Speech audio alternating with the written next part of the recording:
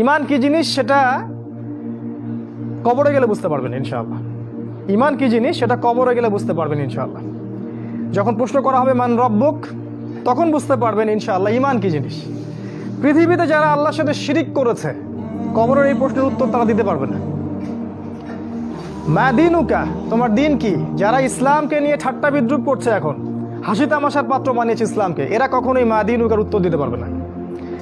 মান নবিয়ুক, তোমাকে যখন জিজ্ঞাসা করা হবে, তখন যারা এই পৃথিবীতে নবীজির সুন্নাহ বা আদর্শ অনুযায়ী চলে নাই, তারা কখনো এই প্রশ্নের উত্তর দিতে পারবে না। তাই ইমান কি জিনিস কবরে গেলে বোঝা যাবে।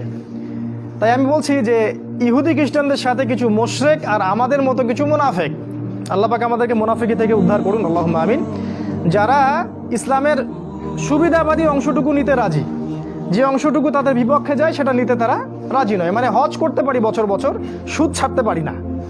কথা বুঝতে পারেন নাই? হজ উমরা ঠিক করতে পারি বছর বছর, আল্লাহ বিরোধী আইন ছাড়তে পারি না, জিনা ছাড়তে পারি না, মদের লাইসেন্স দেওয়া বন্ধ করতে পারি না, এগুলো পারি না। তসবিহ টিপতে পারি ঘরের কোনায় বসে আর মসজিদের কোনায় বসে, এদেরকে বলা হয় পাক্কা মুনাফিক। তো এরা সবাই হচ্ছে দাজ্জালের অনুসারী। এখন তারা চাবে কি? তারা চাবে এই সবচেয়ে বড় যে থ্রেট, যুবকদেরকে আটকে দেয়া। বুঝতে পারছেন কথা? এই যুবকদেরকে আটকানোর জন্য সে এখন কি করবে? সে আপনার সামনে কিছু টোপ দিবে। এখন প্রশ্ন, কি কি টোপ দিয়ে আপনাকে তারা আল্লাহর পথ থেকে সরিয়ে দিবে? কারণ তারা খুব ভালো করে জানে, যদি আপনি ঈমান নিয়ে থাকেন, ইসলাম শক্ত করে পালন করেন এবং আগামী সময়ের জন্য প্রস্তুত হন, তাহলে ওদের জন্য ক্ষতি আছে। এবং সারা দেশ, সারা বিশ্বের যুব সমাজ যদি একত্রিত হয়, ঈমানি চেতনা লালন করে, তাহলে আগামীতেও ওই তারেক বিন জিয়াদের মতো, এই আপনার মোহাম্মদ বিন কাসেমের মতো যুবকরা উঠে আসবে ইনশাআল্লাহ। এবং হাদিসে এটা আসছে যে ইমাম মাহদির সাথে তারা যুক্ত হবে। এদিক থেকে একটা দল যাবে যারা ইমাম মাহদির সাথে যুক্ত হবে, এই আফগানিস্তান থেকে, খোরাসান থেকে। আপনি কি জানেন আফগানিস্তান, খোরাসান থেকে যুবকদের একটা কাফেলা যাবে ইমাম মাহদির সাথে যুক্ত হতে? কখনো চিন্তা করেছেন এটা নিয়ে? চিন্তা করতে পারবেন না এই কারণে যে আপনার সামনে দাজ্জালের অনুসারীরা কিছু টোপ দিয়ে রেখেছে। কি কি? যেমন প্রথম, শর্ট করছি আমি, শেষ করে দিচ্ছি অল্প সময়ে, একটু ধৈর্য ধরে বসুন। প্রথম যে টোপটা আপনাকে দিয়েছে সেটা হচ্ছে আপনার জীবনের যেটা উদ্দেশ্য, সেখান থেকে তারা আপনাকে সরিয়ে দিয়েছে। আল্লাহ পাক আমাদেরকে সৃষ্টি করেছেন কি জন্যে? তার ইবাদত করার জন্য, তাই না? কিন্তু এখনকার যুব সমাজকে জিজ্ঞাসা করেন যে বাবা তোমার জীবনের উদ্দেশ্য কি, আমার মনে হয় 90%ই বলতে পারবে না। আর যারা বলতে পারবে তারা বলবে একটা চাকরি বা একটা ব্যবসা বা একটা সুন্দরী নারী বা একটা গাড়ি বাড়ি, অথবা স্ট্যাটাস প্রতিষ্ঠিত হতে হবে, জীবনে নিজের পায়ে দাঁড়াতে হবে। বোকা মানুষ বোঝে না যে কখনো মানুষ নিজের পায়ে দাঁড়াতে পারে না। মানুষ কখনো নিজের পায়ে দাঁড়াতে পারে না। আল্লাহ পাকের এক হুকুম 1 সেকেন্ডে মানুষের 19-20 হয়ে যাবে, একেবারে শেষ। যে রিজিকের প্ল্যান করছেন আপনি 20-30 বছর, এক হুকুমে রিজিক বন্ধ। ড্রাইভ করতেছেন, মারি দিয়ে চলে গেল, শেষ, রিজিক ক্লোজ। কার হাতে ক্ষমতা? মানুষ নিজের পায়ে দাঁড়াতে চায়। এটাই শিরকি কথা, এটাই শিরকি কথা। এই যে একটা কাজ তারা করেছে, আপনাকে জীবনের উদ্দেশ্য থেকে সরিয়ে দিয়েছে। আমাদের জীবনের উদ্দেশ্য ছিল জান্নাত। আমাদের রব আল্লাহ পাক বলেছেন, সূরা আল ইমরানের মধ্যে পাবেন, ফামান যুহজিহা আনিন নার ওয়া উদখিলাল জান্নাহ ফাকাদ ফাজ। যাকে কিয়ামতের দিন জাহান্নাম থেকে বাঁচানো হবে এবং জান্নাতে প্রবেশ করানো হবে, এ ব্যক্তি হচ্ছে সফল, আর কেউ সফল না। সাফল্যের সংজ্ঞা বুঝতে পারলেন? আপনাকে শেখানো হয় জীবনে সফল হতে হবে, বড় হতে হবে। সাফল্যের সংজ্ঞা হচ্ছে এটা, আপনাকে পুলসিরাত পার হতে হবে, এটাই সাফল্যের সংজ্ঞা। কখনো প্রস্তুতি গ্রহণ করেছেন এটার জন্যে? আপনাকে তারা জীবনের উদ্দেশ্য থেকে সরিয়ে দিয়েছে। 2 নম্বর কি করেছে? তারা আপনাকে দুনিয়ার মোহ দিয়ে গ্রাস করেছে। দুনিয়ার যে চাহিদাগুলো আছে এগুলো দিয়ে আপনাকে ঘিরে ফেলেছে। এর বাইরে চিন্তা করার ক্ষমতাটা আপনার নষ্ট হয়ে গেছে। চিন্তা করে দেখবেন ঠান্ডা মাথায়, আমার কথাগুলো রাত্রে চিন্তা করবেন ঠান্ডা মাথায়। জীবনের উদ্দেশ্য থেকে সরিয়ে দিয়েছে, ওই জান্নাতের পথ থেকে সরিয়ে দিয়েছে। এবং দুনিয়ার যে মোহ, এই যে খাওয়া পড়া ভোগ বিলাস, এটাতে ব্যস্ত রেখেছে আপনাকে। 2 নম্বর। 3 নম্বর কি করেছে? আপনাকে এমন একটা সিস্টেমে পড়াশোনা করিয়েছে 20 বছর, সেকুলার এডুকেশন সিস্টেমে, যে আপনি 20 বছরে 20টা সূরাও শিখতে পারেননি, 20 বছরে 20টা হাদিসও শিখতে পারেননি। আমি যদি ভুল হয়ে আমাকে কারেক্ট করে দিবেন। 20 বছরে 20টা সূরা মুখস্থ করেছেন? কথা বলেন,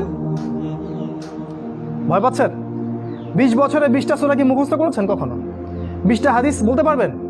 20 জন সাহাবীর নাম বলতে পারবেন? নবীজির 11 জন স্ত্রীর নাম বলতে পারবেন? নবী সাল্লাল্লাহু আলাইহি ওয়াসাল্লামের জীবনী গ্রন্থ 2টার নাম বলতে পারবেন?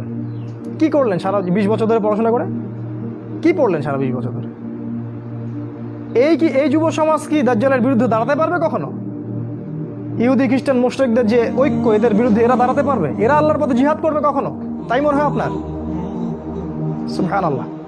কথাগুলো আমি আঘাত করতে এখানে আসিনি, আমি শুধু আপনাদের বিবেকটা জাগ্রত করতে এসেছি যে এমন একটা এডুকেশন সিস্টেম আপনাকে পড়াশোনা করিয়েছে যাতে করে আপনি আল্লাহর পথ থেকে সরে গেছেন এবং ইসলামের বুনিয়াদি বিষয়গুলো সম্পর্কে আপনার জ্ঞান নাই। ওযুর ফরজ কয়টা বলতে পারে না যুবক ছেলে, নামাজের ফরজ কয়টা, ওয়াজিব কয়টা বলতে পারে না। এই যুব সমাজ কিভাবে এদের বিরুদ্ধে দাঁড়াবে বলেন? নিজেকে প্রশ্ন করেন। 4, আপনার সামনে আরো কিছু টোপ দিয়েছে। নারী। কি দিয়েছে? নারী। কারণ যুবকদের সবচেয়ে আকর্ষণের বস্তুটা কি? একটা সুন্দরী মেয়ে, তাই না? সত্য কথা বলছে। আল্লাহ পাক কোরআনে বলেছেন যুয়িনা লিন-নাস হুব্বুশ শাহাওয়াতি মিনান নিসা, মানুষের জন্য 6টা বস্তুকে সুশোভিত করা হয়েছে। তার মধ্যে 1 নাম্বার নিসা, মহিলা। মানে আমাদের কাছে সবচেয়ে পছন্দের জিনিস কি? একটা প্রিয়তমা সুন্দরী স্ত্রী, তাই না? তো এই মেয়েদেরকে নগ্ন করে আপনার চারপাশে এরা ছড়িয়ে দিয়েছে। স্কুলে যাবেন নগ্ন নারী, কলেজে যাবেন নগ্ন নারী, চাকরিতে যাবেন, যেখানে যাবেন সেখানেই, রাস্তাঘাটে হাঁটবেন সব ন্যাংটা হয়ে ঘুরছে। আমাদের নবীজি বলেছেন শেষ জামানে এক শ্রেণীর মেয়ে আসবে যারা কাপড় পরেও ন্যাংটা থাকবে। থাকে না? এগুলা কি ব্যাখ্যা করার দরকার আছে? নবীজি বলেছেন তারা জান্নাতে যাবেও না, জান্নাতের গন্ধও কখনো পাবে না। কে বুঝাবে এই নারীদেরকে এই কথাটা? তো এই নারীদেরকে আমাদের চারপাশে এরা সহজলভ্য করে দিয়েছে। আর আপনি চাইলেই জেনা করতে পারেন, অল্প টাকার প্রয়োজন হবে। স্মার্টফোনে জেনা করতে পারেন, সেলফোনে জেনা করতে পারেন, প্রেম অ্যাফেয়ারে জেনা করতে পারেন, বয়ফ্রেন্ড গার্লফ্রেন্ড এই ফ্রি মিক্সিংয়ে জেনা করতে পারেন। তারা আপনার সামনে এই লোভনীয় টোপগুলো দিয়ে রেখেছে।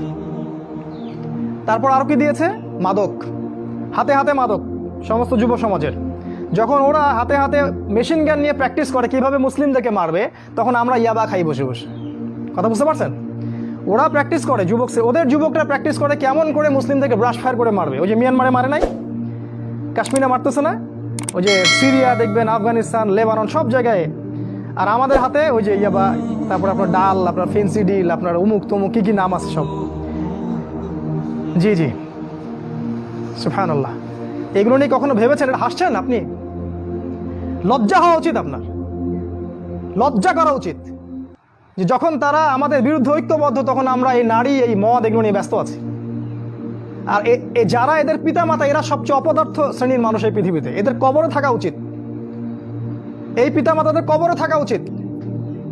যারা পরিবারকে ইসলামী অনুশাসন অনুযায়ী জীবনযাপন করতে পারে না, ব্যর্থ হয়, খালি খাও, হাগো আর এই বিয়ে শাদী করার, বাচ্চা পয়দা করো, এদের দ্বারা এই পৃথিবীর কোনো উন্নয়ন সম্ভব না। এদের দ্বারা মুসলিম উম্মাহ কেন, সমাজ, দেশ, জাতি কিছুই পাবে না। এরা আবর্জনা এই উম্মার জন্য। এরা মাটির তলে চলে যাওয়াই ভালো। এই মাদক দিয়ে আপনাকে তারা ব্যস্ত রেখেছে। আরও আপনাকে ব্যস্ত রেখেছে এরা মিডিয়া দিয়ে। সারাদিন দেখবেন চোখের সামনে নাচ গান, টিভি সিরিয়াল চলছে।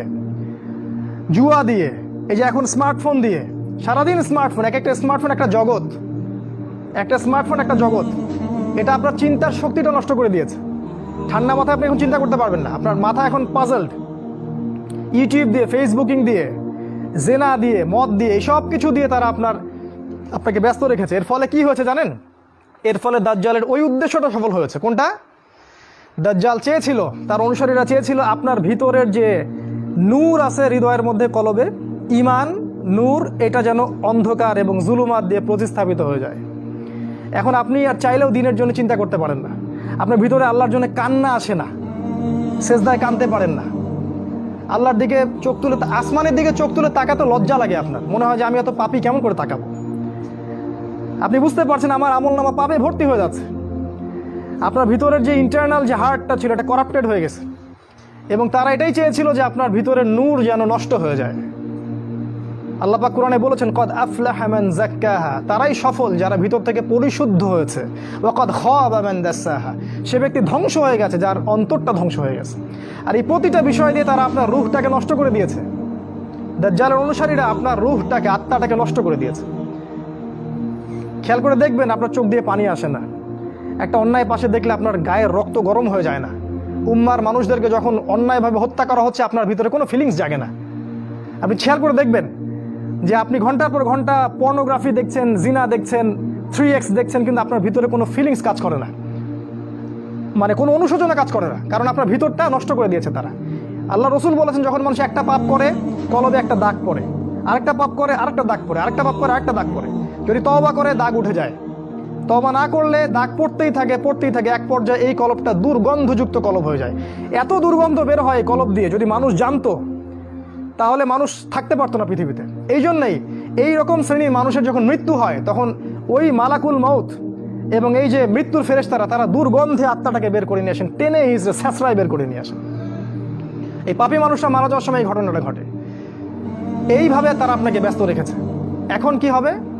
এখন আগামী দিনগুলো থেকে এরা উম্মার নেতৃত্ব দিতে পারবে? এর মধ্যে কারা পারবে? উত্তর, এর মধ্যে সবাই পারবে না। উত্তর এক কথায় শেষ, সবাই পারবে না। কারা পারবে? এই যুবক শ্রেণীর মধ্যে যারা এই গুণগুলো অর্জন করতে পারবে তারা ইনশাআল্লাহ আগামী দিনগুলোতে সফল হবে। গুণগুলো পয়েন্ট আকারে বলে শেষ করছে। এই যুবক শ্রেণীর মধ্যে যারা তাদের জীবনটাকে বাকি পুরো জীবনটাকে আল্লাহর জন্য উৎসর্গ করতে পারবে তারা পারবে। এক নাম্বার, এই যুবক শ্রেণীর মধ্যে যারা আল্লাহর জন্য তাদের জান, মাল, সময়, শ্রম ব্যয় করে দিতে পারবে, কুরবানি করতে পারবে। কুরবানি কেমন? ওই ইসমাইল আলাইহিস সালামের মতো। বাবা বলেছে তোমাকে জবাই করা লাগবে, তিনি কি বলেছিলেন? করিয়েন না। তিনি বলেছিলেন আপনাকে আল্লাহ যে আদেশ করেছেন সেটাই করেন, আমাকে ধৈর্যশীল পাবেন ইনশাআল্লাহ। এরকম ছেলে পাবেন এখন? তো এরকম নিজের জান, মাল, সময়, শ্রমকে আল্লাহর পথে উৎসর্গ করে দেওয়ার মানসিকতা আগে তৈরি করতে হবে। এটা এক নাম্বার। দুই নাম্বার, জ্ঞান অর্জন করতে হবে। এই যুবক শ্রেণীর মধ্যে যারা জ্ঞান অর্জন করবে, কোরআন সুন্নাহর পাশাপাশি সমসাময়িক অর্থনীতি, রাজনীতি, বিশ্ব সব কিছু সম্পর্কে জ্ঞান থাকতে হবে। তারপরে আপনি আল্লাহর পথে কিছু করতে পারবেন, তার আগে নয়। আপনি সিলেক্ট করবেন যে আপনি এই উম্মার আবর্জনা হতে চান না উম্মার মুজাহিদ হতে চান, এটা আপনি সিলেক্ট করবেন। আপনি কি চান যে আপনার জীবনটার বিনিময়ে আল্লাহ আপনাকে অনন্তকালের জান্নাত দান করুক, অথবা আপনার এই কাজগুলোতে কেউ বাধা দিবে না, এই পাপ কাজে কেউ বাধা দিবে না, শেষমেশ আপনি জাহান্নামে চলে যাবেন? আপনি কি এটা চান? আমরা কি এটা চাই? তো ইলম অর্জন করতে হবে। ইলম ছাড়া আপনি কাজ করতে আগাতে পারবেন না। তিন নাম্বার, এলেম অনুযায়ী আমল করতে হবে। যা এলম অর্জন করবেন সে অনুযায়ী আমল করতে হবে। শুধু এলম অর্জন করলেই হয় না, ওই অনুযায়ী কাজ করতে হয়। সলাতের পাবন্দি করতে হবে। সলাতের অবস্থা দেখে যা মনে হলো যে এই এলাকার যুবকরা মসজিদে কতজন আসে আল্লাহ ভালো জানে। ফজরের নামাজে যারা আসে তারাই প্রকৃত মুসল্লি। 5 ওয়াক্ত সলাত জামাতের সাথে আদায় করতে হবে। আখলাক চরিত্র হবে রাসূল সাল্লাল্লাহু আলাইহি ওয়াসাল্লামের মতো। সাহসী, ভীরুতা, কাপুরুষতা যেন আপনাদেরকে পেয়ে না বসে।